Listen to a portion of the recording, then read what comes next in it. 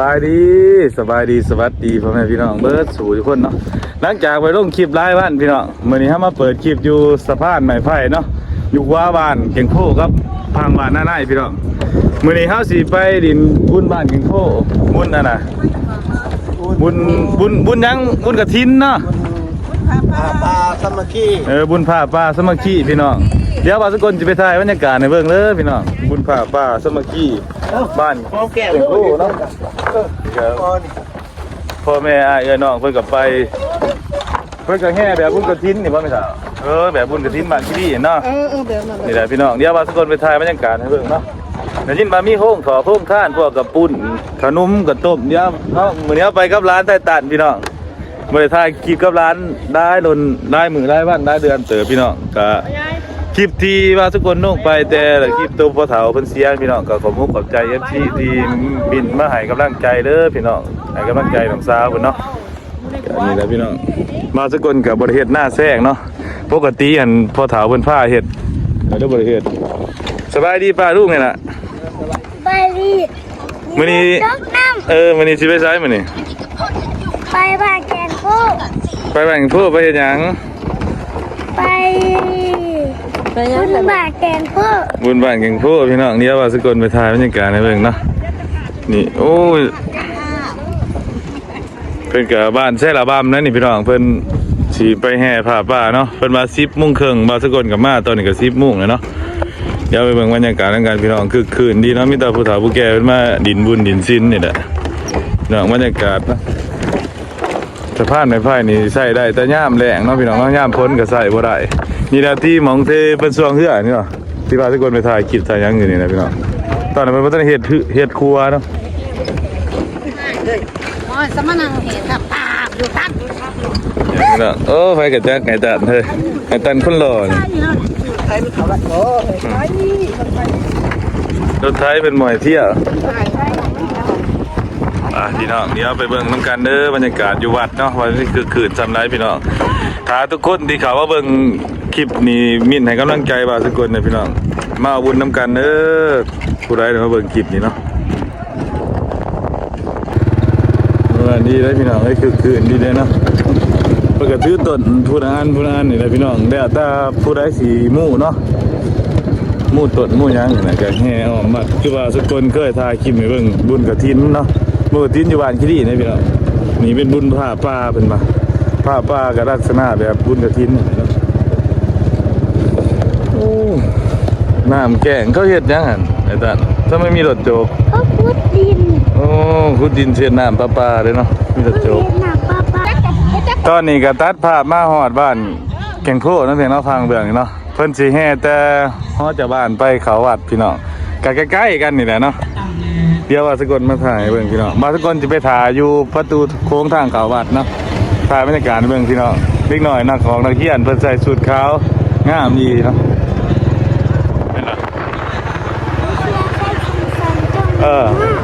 นี่แหละกองบุญใหญ่พี่น้องเต็มรถเลยนี่ก็เป็นทางเขตบ้านเฮาก็มีนะบ้านว่าสกลขามมานี่แหละพี่น้องแต่เฮาจะบ้านมาวัดนี้ไกลๆเนาะบางทีเป็นเท่คนเขียดนี่นะงามดีป่ะ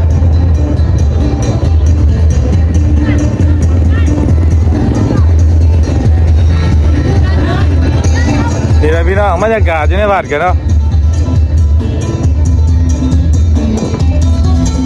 เป็นนี่ห้องต่อห้องท่านเลย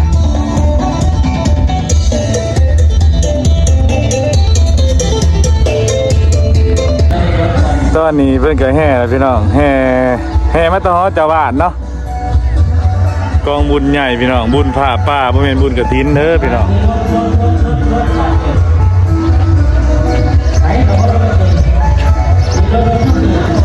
เป็นแห่มากพี่น้องสิแห่เขาวัดเนาะแห่อ้อมมาสิเลยเนาะประมาณ3 รอบนี่เนาะเดี๋ยวไปเบิ่งน้ำกันพี่น้องถ้าผู้ใดเข้ามาเบิ่งคลิปนี้มาบุญน้ำกันเด้อพี่น้องมียังกับมีให้กำลังใจเนาะคนลายดี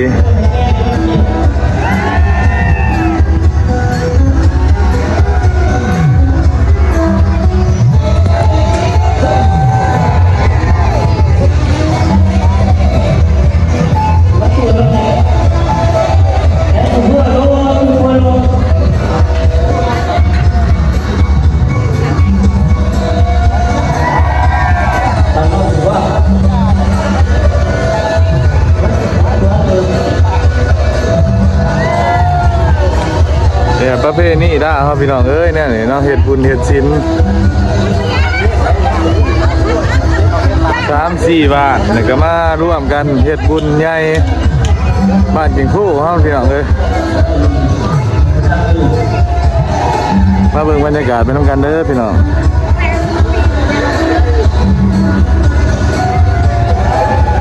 เป็นตัวไรบาทได้มานี่เป็น10-20 บาทหมดแล้วพี่น้องปาดเซ่เบี้ยงจันทร์สวรรค์หน้าเขตมาเบิดเด้อ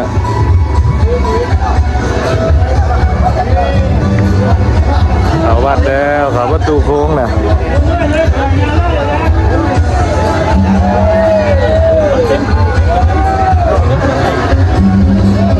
คนมากหน้าหลายตามาบุญ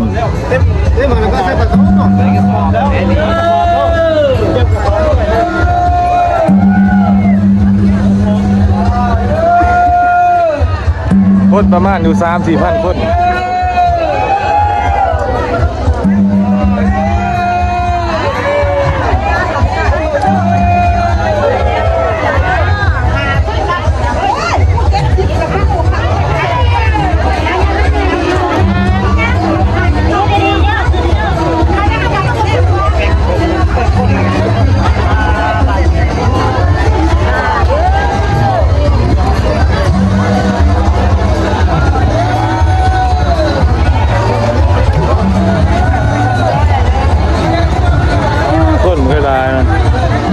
เล็กน้อยนักเรียนพี่น้อง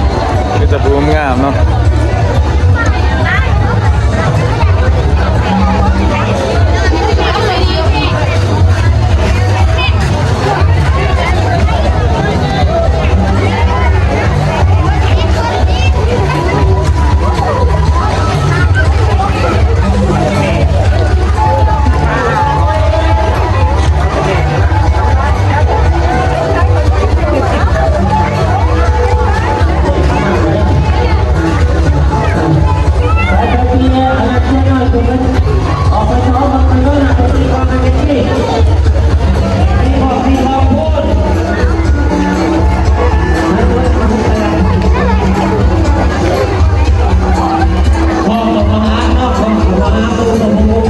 คนได้นี่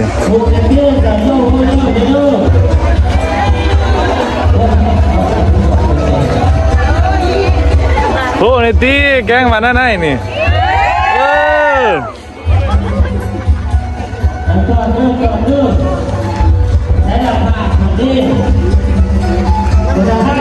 พี่น้องบรรยากาศนะม่วนซื่นดีพี่น้องสามัคคีกันเนาะ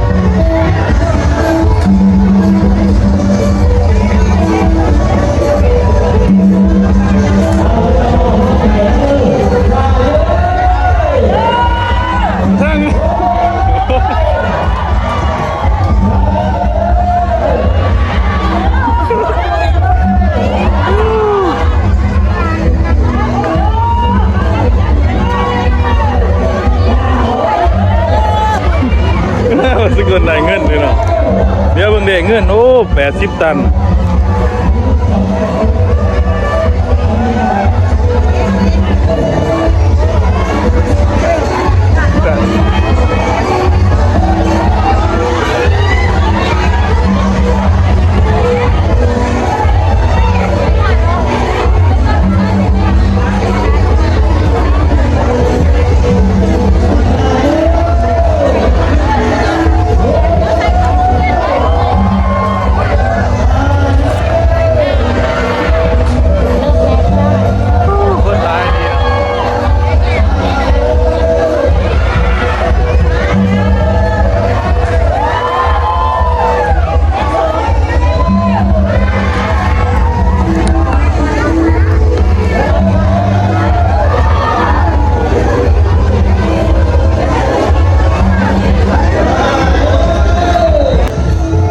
นี่เป็นเบื้องโค้งท่านนะเพียงเนาะทางโค้งท่านโอ้โจ๊กทงอีก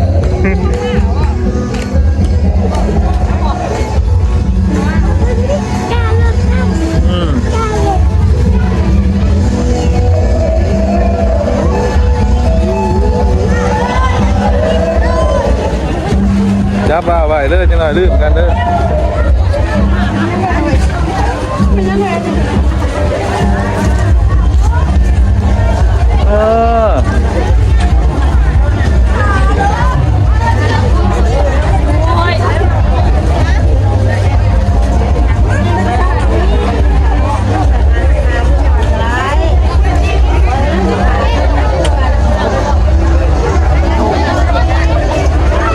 3 รอบแล้วเพียงเนาะเป็นไงอ้อมบัตร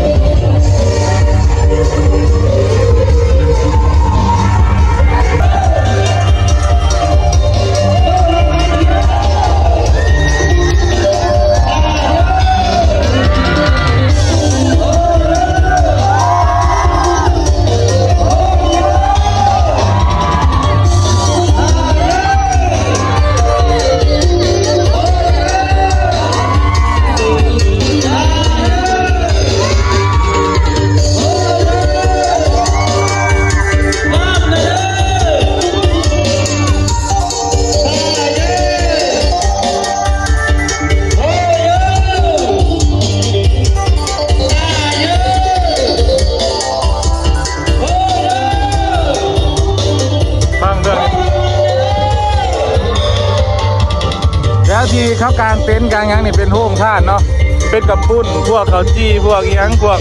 น้ำส้มน้ำมันถ้าอยากก็กินพี่น้องถ้าอยากก็ไปกินเนาะแบบเป็นแห่เมื่อยแห่ยังไหนก็เขาไปกินนี่ยังนะ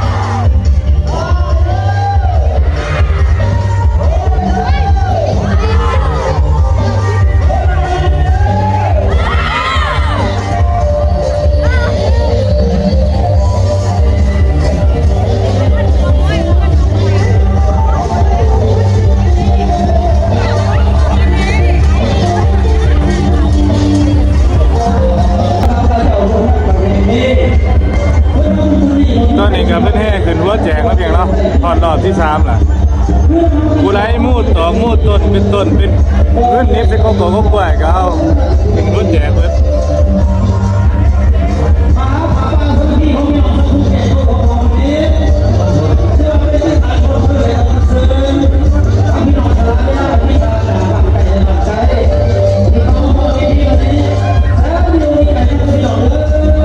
ปลาสมาคี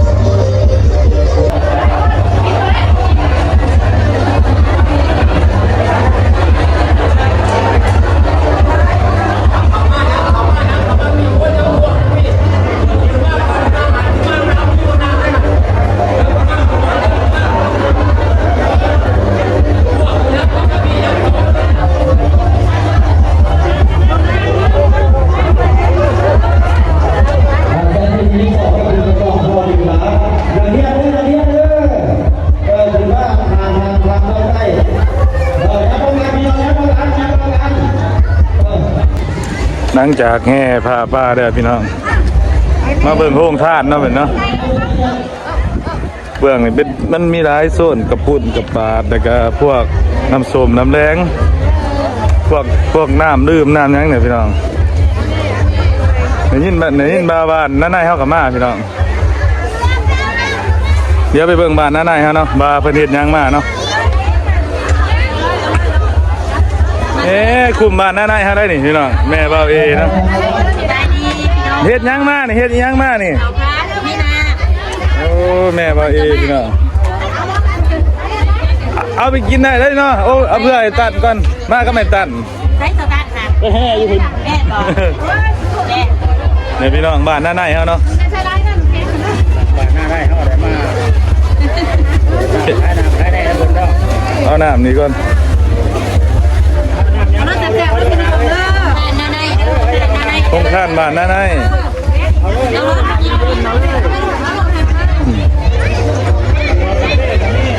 พี่น้องมาบุญน้ำกันเด้อผู้ใดได้เบิ่งคลิปนี่เนาะสวยแซ่สวยกดไลค์กดแซ่น้ำเพียงเนาะทางเมืองน่ะเป็น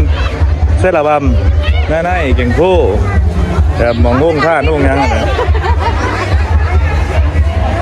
ตอนนี้ว่าสักคนจะมากินเขาขัวมี่น้ำเพียงเนาะขัวมี่ไปไว้สาวๆมันก็มากินกับปุ่นพี่น้องมาสักคนมานั่งอยู่ล้างห้องท่านเดี๋ยวเบิ่งร้านไทยตัดอยู่ท่านประเทศมาแห่เมื่อยแล้วอ้อมบัดแต่ก็มากินข้าวกินน้ำเนาะก็อย่างงั้นกับจับกินพี่น้องก็เป็นโฮมท่านยากระปุ่นกับปลา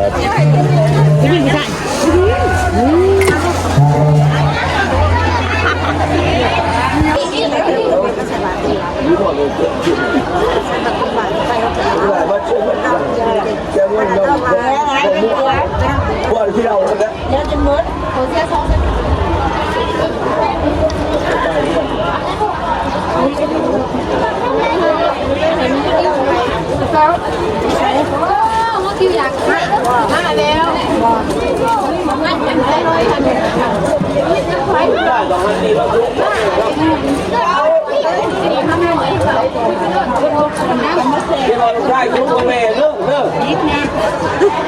ร้านจานลูกไผ่เว้ยอันนั้นน้องนี่อันขาคนบุกถึงเป็นนางน้ำไปค้ำก็ได้ลูกไปกินแล้วไปค้ำนี่ลูกมันนั่งนี่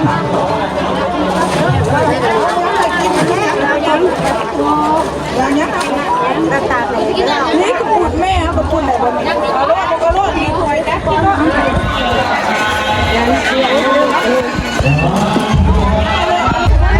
ตอนนี้ก็คนกับมา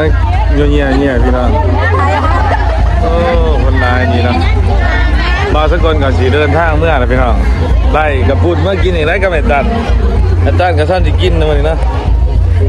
ไล่กับปุ่นพ่อเท้าเอาหายพ่อเท้าเสี่ยงเอาหายถึงกับปุ่นถึงข้าวจี้ข้าวพัดเต็มกระต้าเลยได้วันนี้เต็มกระต้าพี่น้องพุ่นได้หลายเนาะสบายอยู่ค่ะคะดีมากันนี่ ไปพี่น้องสำหรับคลิปนี้ว่าทุกคนติดชอบไปเพียงสมีเด้อพี่น้องขอมุกขอบใจ FC ที่เข้ามาเบิ่งเนาะมีหยังกับมินให้กำลังใจเด้อพี่น้องขอคนหนึ่งไลค์หนึ่งแช่นะบ่มีหยังกับอะไรพี่น้องเอ้ย